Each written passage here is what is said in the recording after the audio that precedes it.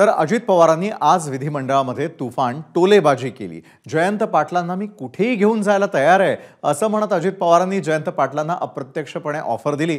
अजित पवारांनी विधिमंडळात एक कविताही सादर केली। काल विधिमंडळात जयंत पाटलांनी अजित पवारांना टोले लगावले होते आणि त्याला अजित पवारांनी कवितेतून प्रत्युत्तर दिलं।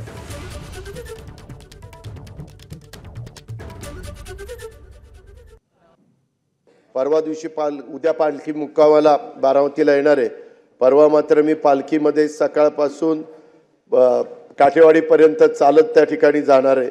आपलं म्हणलं आता सगळ्यांनाच पालखीमध्ये चालत जावं असं वाटतं, आपण पण त्याच्यामध्ये सहभागी होऊया।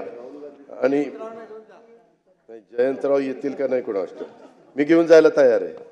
तुम्ही म्हणाल तिथे घेऊन जायला तयार आहे।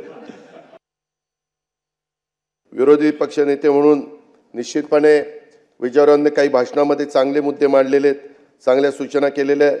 त्यांना तितकाच सकारात्मक प्रतिसाद देण्याची आमची महायुतीच्या सरकारची भूमिका आहे।